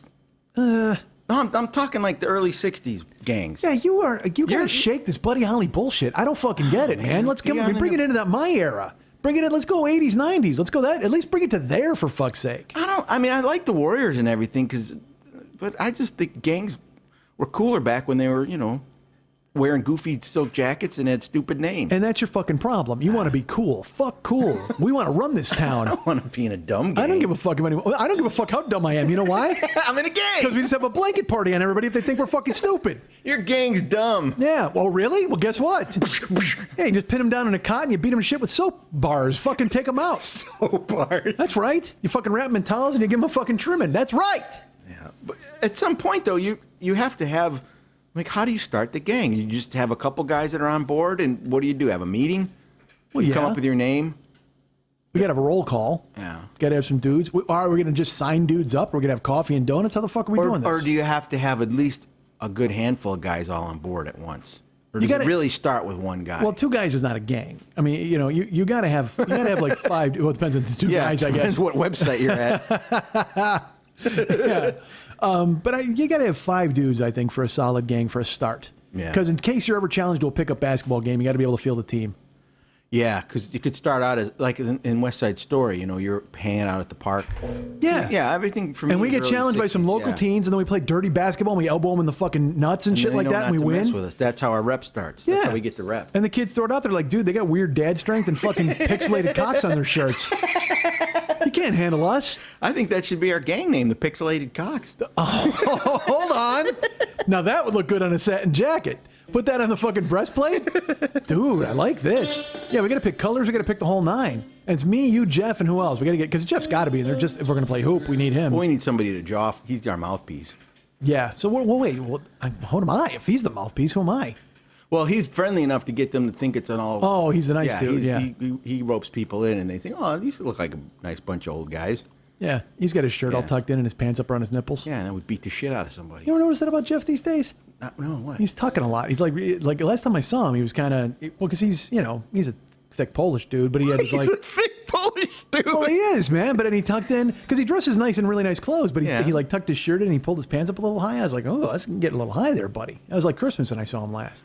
Really, I never noticed that. Yeah. You know what? I don't. To me, the UN of Evil never ages, but obviously we have. Oh, of course we have. Are you kidding? Because I saw it when I did that side by side picture, from was it the last party? Yeah, That was the last Christmas party. party, yeah. Where I put the picture of us and my family room up against the one that we took at Dennis's wedding in '97. Right. And it hit me pretty hard. I'm like, whoa, okay. Yeah, I that's thought a it was bunch of- funny, and then I was like, whoa. That's some old thick Some dudes. Dudes. Oh, I got And this. then hat. Ak wasn't there, so I had to put a picture of Pai Mei in there for him. Oh, I'll tell you this. This was fucking actually kind of at the Christmas party. Oh no! Did somebody do something dumb? No. It's more my insecure bullshit and nonsense. All right, who hit on Jill at the Christmas party? No, nobody did. But Because I might have. it's funny. Yeah, you hit on everybody. You hit on me. I apologize to everybody. Yeah, you know after that weird dream party. you had about grabbing Yeah, asses? that was weird. That was real. That happened Yeah. at the Christmas party. Oh man. And this is so stupid to admit because I'm a fucking idiot, but why not? We were at the party, and afterwards we're leaving, and Jill was like, "Who is that?" And she's talking about Kenny, and I was like, "Oh, that's Kenny. He's his cousin or whatever." And she just goes, "He's really good looking." Ken? Yes, and I went, "Really?" And she goes, who is he with? Who is he with at the party? I go, Yeah. he's here. I mean, he comes, he has a different girl a lot Yeah. of times. And she goes, he doesn't have a girlfriend or anything? And I said, no, or not. She goes, he's not married? And I said, no. She goes, he's really good looking. All right, I think we need to have And- an intervention here. Dude, again, You made it about you. of course I did. Why wouldn't I? If she thinks Ken's attractive, what? No, it wasn't that. It wasn't that at all. I was just like, literally, the arm went in front of the neck, and I'm like, you're not going to talk to anybody now. No, I'm I went a different direction. I thought you were going to be like, well, if she thinks I'm attractive, and she thinks Ken's attractive, maybe she doesn't know what that word means. Wait, why are you shitting on Kenny and me, motherfucker? What are you 'Cause doing? That's what we do. All right, but I didn't think that at all. It wasn't anti-Kenny. I immediately was just I was like, stay away from Kenny. You can't go to any more functions where Kenny is. No more talking to Kenny. Like, it was that weird, again, because that's my brain trigger. It's fucking bizarre. But I have to tell you, that's a weird comfort zone when you know you're maybe grown up when you don't have those feelings anymore. That will never happen to me. Well, I mean, I'm always going to be kind of just instinctively possessive. Sure. But then again, I've been with my wife for 30-something years. But it is nice to know you don't have to be that way, In a weird way, it's like, yeah, it's okay to say, hey, Ken's a good-looking guy. Yeah, he is. He's one of us. Well, yeah, and I can say it about dudes on TV or whatever, but even then, I won't lie. I get a little fucking hinky. Yeah, but it's you so bring it fucking up. bananas. Yeah, maybe, or no, but even worse is when she'll say that, boy, look at that guy. That guy's really good looking. And I'm just like, ah. You know what? I shouldn't judge because I guess to some extent I do that to a certain point, but I just got to stop hitting people. That's the problem. you just It's got to like, stop finding reasons. You just have to say, I like to hit people and quit making up reasons why you have to do it. Because my daughter is 16, and she's, when you're 16, she went through the phase where she liked Justin Bieber, and then she was liking the guy from Twilight, and now there's the guy in the movie Divergent, or one of those movies. I don't even know what they are anymore. Yeah. And now Kristen now is honed in on her taste of what she finds attractive. And it's, in a way, I'm like, hey, what are you talking about some dude for? Yeah. But I know Kristen, and I know who Kristen likes in terms of who she thinks is attractive as far as a celebrity. Yeah. And I'm not threatened by it because they all kind of fit the same mold. Yeah. I come from the same mold. I'm her type. Yeah. So am I. So yeah, she likes weird Mexican guys. I don't. Yeah. So Actually, I think you forgot a comma. She likes weird Mexican guys. That's two separate categories. You just happen to hit both. Yeah, I lucked out on that one. But I'm Jill's type, and so I Big mean guys. Well, yeah, I don't know about the mean part. She likes big mean guys that put their arms around her and won't let her talk to anybody. But she likes big. That's her thing, And so I'm always like, well, I'm your type. But then any other guy that's what like I'm saying. Type, she goes out. Like, when she goes outside that type, you're like, wait a minute. Yeah, it's a little funky. You're just like, wait a second, that's not, because she loves Kevin James. I'm not kidding. And I mean, I almost had to go see Paul Blart Mall Cop 2. God. Because of how much she loves Kevin James. And I always say to her, I go, because the thing is, because I know his brother. Like, I mean, I've met Kevin and I know Gary. And so it's always like, well, fuck, what if she comes out to Hollywood and then I'm at a party and Kevin's there and then that's it. I'm finished. I'm fucking finished. Because Kevin's just a rich, funny version of me. I'm an idiot. She's going to realize that and go, fuck, I got to shirk this guy, right? See, that's the thing. That's where my fucking head goes, dude. It's so dumb. No, I never. If Kristen said that she thought somebody was like an actor was attractive, I have to look at them. I go, okay, what's this guy's deal? All right, he's got brown hair and he's got brown eyes. He's kind of dark. Okay, I can deal with that. Looks like you. Yeah, I can live with that. Yeah. Well, okay. Well, I look at Kevin James and I'm like, well, he's kind of a big guy and he's funny. Oh, and he's fucking rich. God damn it, I can't hit that one. That's the one I can't hit. That's big and funny. Yeah, but that's the thing is I can pull that off, and then you don't pull off big and funny. Yeah, but and then there we go. That's it. I pull off dark and mean. Yeah, but we were. I shouldn't even fucking say this. Then you probably shouldn't. But I'm gonna. We were in the car. You bastard. And she was listening to Bill Burr's podcast. Yeah. And that hit everything for me. Because here's a guy doing a podcast, a solo podcast, and he's funnier than me. And I'm just sitting there, and she's laughing and listening, and I'm just like, because he's funny. Look, dude, Bill Burr is a fucking genius. He is.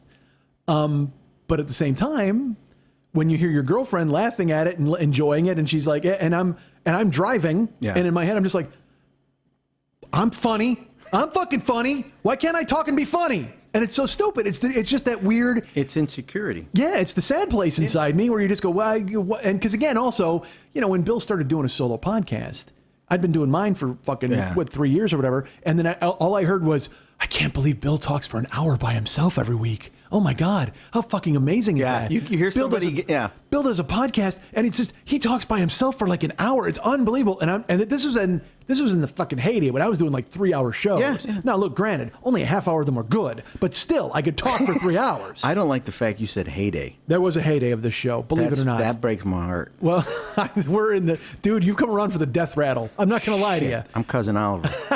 Absolutely. You've God been damn the it. Goddamn cast member, buddy. You're Dwayne and Steve. That's what I told you. Dwayne and Steve from the Brady? Yeah, dude. When fucking Ken Berry, they were gonna spin him off, and he adopted the three Musketeers. Oh yeah.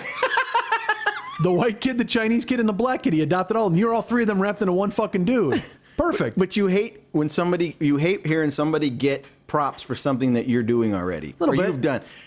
I won't lie. I mean, because again, I can be literally, it's Bill Burr and Greg Proops and me. Yeah.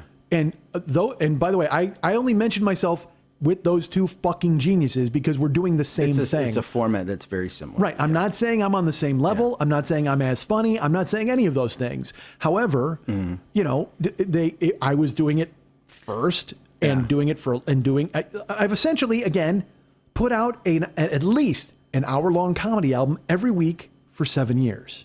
by myself. Yeah. And so then, when they get it and they get kind of the oh my God, I can't believe, have you ever heard Greg? Yeah, yeah. And look, they're geniuses. I'm absolutely not taking it away. Yeah, They are funnier than me. Yeah. They're fucking amazing and they work fucking hard. And I listened to Bill's podcast, but I will tell you that I listened to Bill's podcast and, yeah, I'm doing that. You know what I mean? Like, to me, when I heard it, because I have to hear these things and like, oh my God, fucking Bill Burr, he's killing it in his podcast. He's talking about going to the barber, and it's the same fucking thing I do. It's the same thing, except with less enthusiasm and more Boston accent, literally.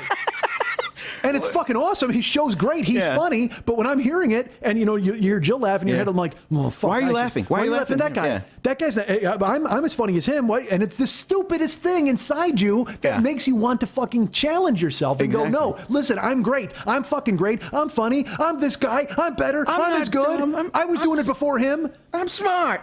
I'm not like them, like everybody says. I will respect. Okay, Fredo. So and it's so funny. She'll hear this. I said this to her. Yeah. I told her, I told her the thing about Bill doing a show and everybody going, wow, that's amazing that Bill does that show. And I'm like, yeah, I kind of did that show for 4 fucking years before Bill. But of course, but it's all because this is a talent. And also to be, Bill's great at it. Greg's fucking great at it. They're amazing at it. Yeah. But, to hear your girlfriend going, know. oh, this guy's awesome. And you're like, oh, dude. Well, here's my hell. A couple years ago, Easter it was Easter dinner. We had everybody over, and we were eating in the fancy eating room. In our fancy eating room, we have paintings that line the walls that I did. They're all of jazz greats. Right. I got guys that you don't know. Miles Davis and Ben Webster and Oscar Peterson. There's like really cool paintings, and they're all framed, and they're all in the dining room. Jazz Jagoff. Yeah, Jazz Jagoff. Jagoff Jazz. So we're talking, everybody's talking at dinner, and the subject of Tony Bennett comes up. These are all my aunts and uncles and my mom and dad and everybody. So they're all in their 70s and 80s or whatever. They're old people. And they're talking about Tony Bennett. Oh, Tony Bennett is so great. And I agree. I know you hate Tony Bennett. I don't hate him. It's just not my thing. I admire the ability that man can still sing as well as he does, and he's like 97 years old. Yes. I think that's something should be said about that. And with a lot of heart. Yeah. And the worst wig of all time on his head at the time. Yeah. But they're talking about Tony Bennett. He's like, oh, we saw him and he did this, and he's such an amazing singer, and he's such a great singer. And did you know he paints? And I was like, no, yeah, he's an artist. He does all these really great paintings, plus he sings. He's like a complete musician, and he's an artist. And I look over, and Kristen isn't saying a goddamn word. I'm like, what the hell, man? Hey, back me up. I actually go, yeah, I did this sarcastic. I go, I hate guys like that. And they kind of looked at me, and they just kind of gave me that look, and they went back to talking what they were talking about. I'm like, fuck. Yeah. Motherfucker. Yeah. You are surrounded by my brilliance. What the fuck? What do I need to do to wake you fucking people up? I got to learn to tap dance. That's I it. think I'm going to have to learn to tap We need Lady Gaga to hang out with you. That's it. And you need a toupee. If you get those fucking things, you're in. A white fucking tux.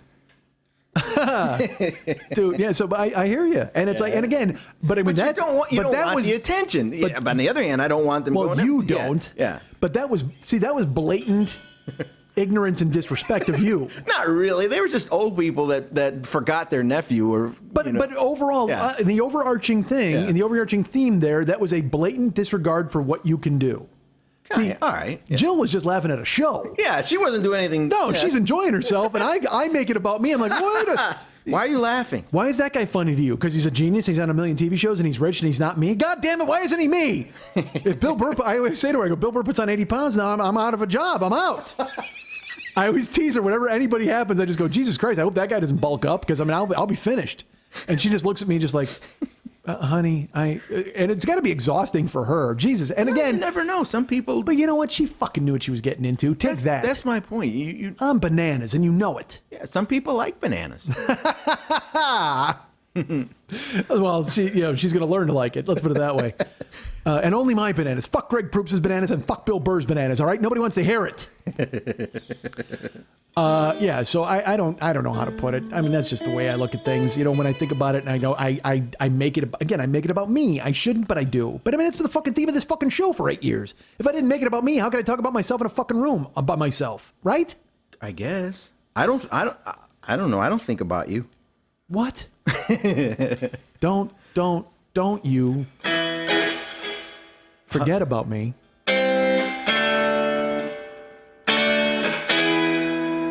Yeah, that's it, right? Yeah. Won't you come see about me? Yeah. Here, let me sing it. No, no, please. Are you kidding 1, me? 2, 3. Is that? Oh, okay. I'm sorry. Because I couldn't hear it when it was in my thing. It's just on in the. You've seen it. I just Is that just a defense nervous mechanism? thing. What, to hold this thing? Yeah. Yeah. Because I'm not used to being podcaster boy. Well, we did the show a couple of weeks ago and there was no music. Was that hard?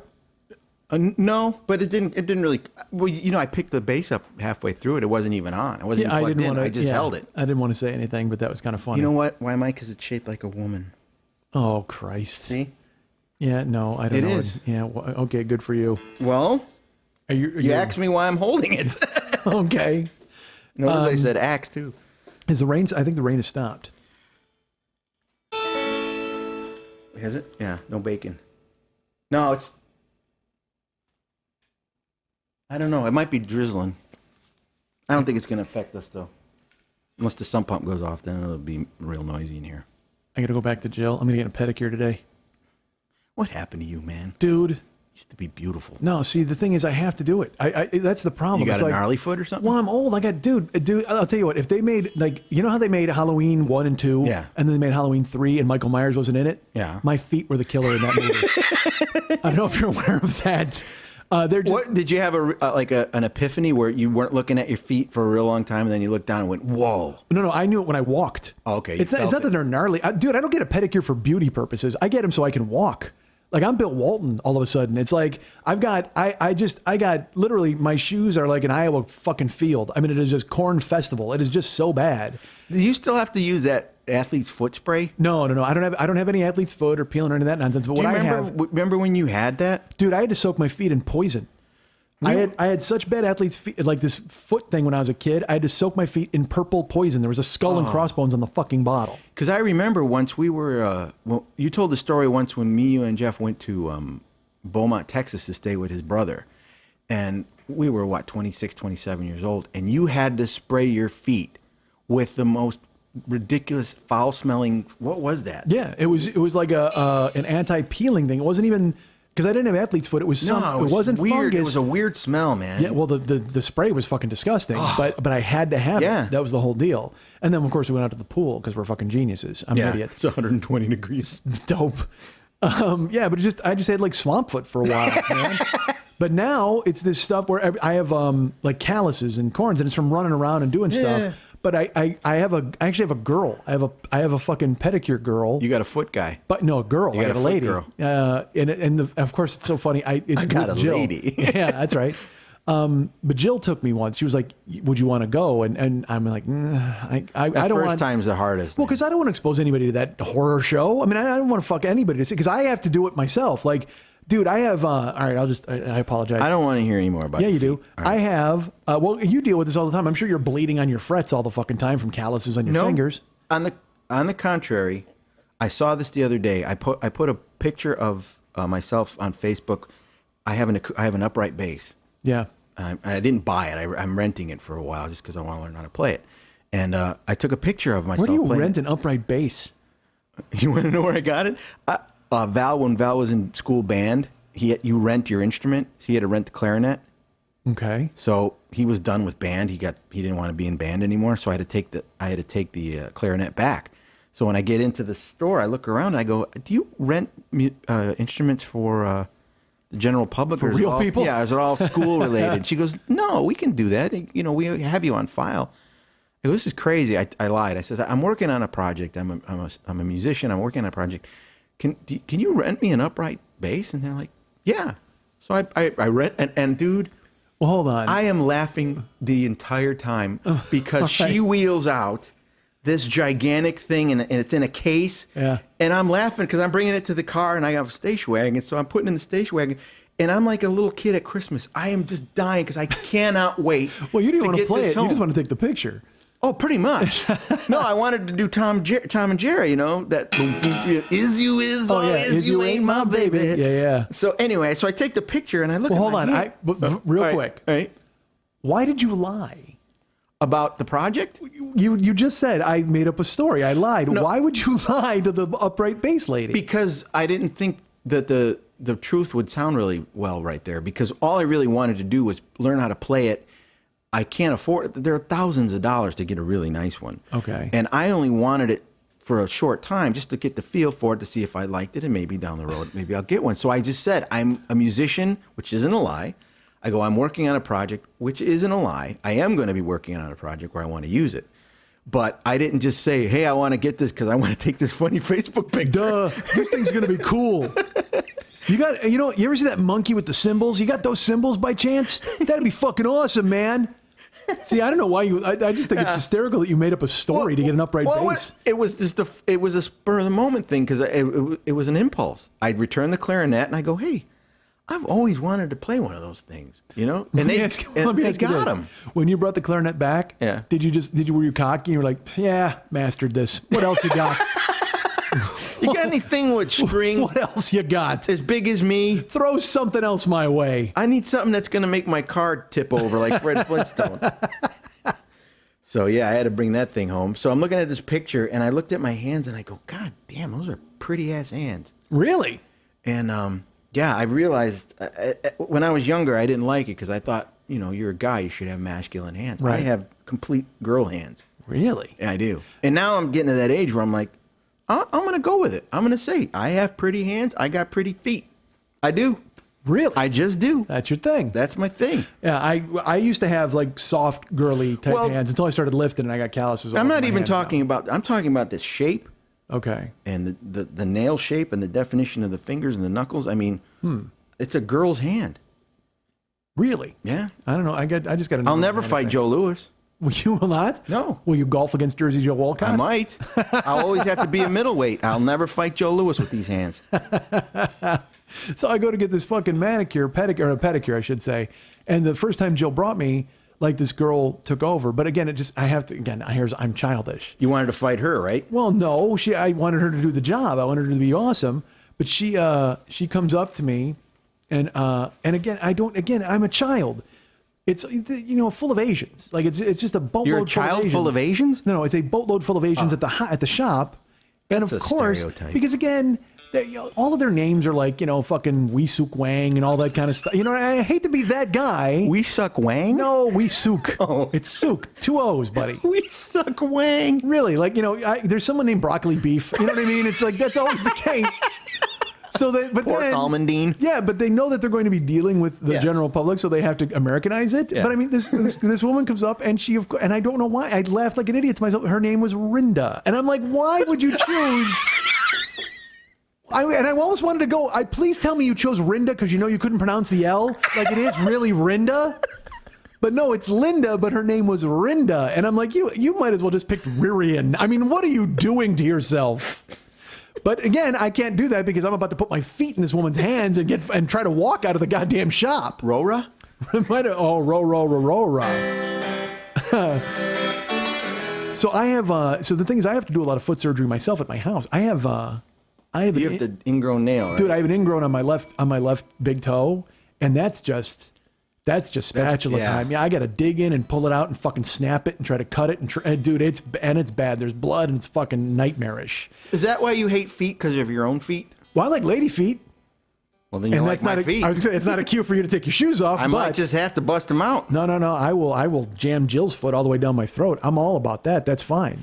Even if the woman doesn't have pretty feet, because not all women have pretty feet. I'm not looking at any feet other than Jill feet. That's all I'm just talking saying about. in general. You ever see like Uma Thurman's toes in Kill Bill? Oh, hell yeah. Those are weird looking. Yeah, that's alien stuff, kind of. Well, she's like 5'11", too. That's the thing. What's that got to do with her toes? Well, because the rest of her is proportional. Oh. It's like Matt Modine said, my cock's proportional. But yeah, but he and I were talking. We were at a Hollywood party, and he dropped that on me. Hey, you want to know guess something what? about me? He's like, I'm 6'5". Look at my hands. Everything's proportional. Is he 6'5", Matt Modine? I think he is. He's a tall dude. But Jill is just, but I'm talking about hers. No, I should say this. I'm not a foot guy. You're not a foot guy. No, I haven't been like, oh, dude. Remember, I wasn't sure if I was a splosh guy, but I would throw Jill into a cake and eat every fucking crumb off of her. I wouldn't fucking care Wait, about there's it. a name for it? Oh, that's right. There's a name. There's a name for everything. Well, there's wham. It's wham is the term. You know what I just saw that I didn't know was a thing? What? Pog. Pog. P-A-W-G. It's fat. Give me the first letter. Fat with a P-H. Fat. Okay. Fat and go ahead. Ass. White girl? Yeah. Oh, okay. That makes sense for me. Look at that pog. I know. And I was like, that's a cool word. Oh, man, yeah. Well, wham is wet and messy. Wet and messy. That's a sex thing. It's like you get pictures of girls covered in cake frosting and covered in baked beans and all that kind of shit. Like Tommy when you were little. Exactly. Oh. But that's what I'm saying. I would throw Jill in a vat of fucking caviar and just eat every fucking egg off of her. So I wasn't a foot guy. It was like, that's the thing. So if that's your question, no, I was not a foot guy. But when I saw Jill's, I was like, yeah, I'm swallowing those. I got you. Yeah. It's like sometimes the person makes you that thing. Well, I've told her this. I just want to devour her. And I'm sure that, I don't know how that sounds, but it's just this weird feeling. It sounds weird. Telling it to me, yeah. I mean, what you guys do is your thing, but I got news for you. A few more people are going to hear this, not just you. So, God damn it. Are they going to know the Pog thing then? Yeah, everything's on. We're recording this, David. You know what? I'll tell you what. Here's a good idea. Why don't you go ahead and erase this disc as well? Okay. You guys can get me at MikeandMikeSchmidtComedy.com. You guys can get me at Facebook.com/the40year-old-boy. You can follow me on Twitter at Twitter.com/the40year-old-boy. My friend David Hernandez, you can hear him noodling in the background. He is a noodler of the highest order. You can find him at Facebook.com/DavidMexHernandez. Or if you want to hire him to do some cool stuff, or just go look at his gallery of works, go to artbydmh.com, ARTBYDMH.com, and check out his line of Guycons, all sorts of previous work he's done, and try to get him on board to do some artwork for you in the future. He would love it, so would I. Remember, Ryan Dirks does all of the audio stuff not the audio, the website. Does the website. He does the website stuff. That's Ryan. You can go to Facebook.com/Ryan Dirks, or I believe it's Ryan Dirks at /littleprofiles.com. Fuck, I'll remember that someday, I promise. But go find Ryan on Facebook and ask him, and he'll tell you. And Lily Von Stupp is the producer of this podcast. You can find her at several different Twitter accounts. First, you can find her at Facebook.com/Lily Von Stupp. You can find her at Twitter.com/Lily Von Stupp, Twitter.com/MNTs, and Twitter.com/HollywoodBQFest. But if you'd like to write her a personal note and find out how her multi-date tour of June Burlesque is going, go ahead and write her at Lily at burlesque411.com. That's Lily, Lili, at burlesque411.com. Ice cream! Ice cream! The ice cream man is coming! The ice cream man is coming! Dedicate one of the jokers on a summertime here, baby. Need something to keep you cool. Oh, now summertime's here, babe. Need something to keep you cool. Better look out now, 'cause day's got something for you. Tell you what it is. I'm your ice cream man. Stop me when I'm passing by. Oh my, I'm your ice cream man. Stop me when I'm passing by. Seen all my flavors, I guaranteed to satisfy. Hold on a second, baby. I got pudding pie, banana, Dixie cup. All flavors and push-ups too. I'm your ice cream man. Stop me when I'm passing by. Seen all my flavors, are guaranteed to satisfy. Hold on one more. Well, I'm usually passing by just about 11 o'clock. I never stop. I'm usually passing by just around 11 o'clock. And if you let me cool you one time, you'll be my regular stop. All right now, I got pudding pie, banana, Dixie cup, all flavors and push-ups too. I'm your ice cream man. Stop me when I'm passing by. Seen all my flavors are guaranteed to satisfy. I'm your ice cream man. Stop me when I'm passing by. I'm your ice cream man. Stop me when I'm passing by. See now my flavors are guaranteed to satisfy. Come on now.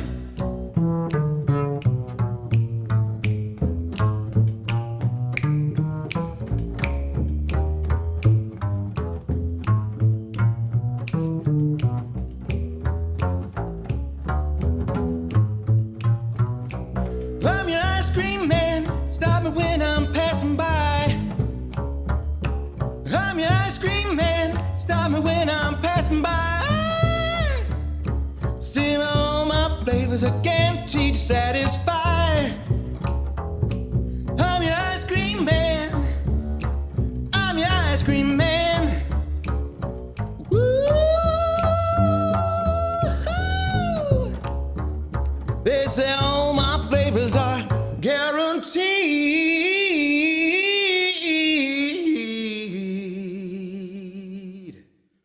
to satisfy.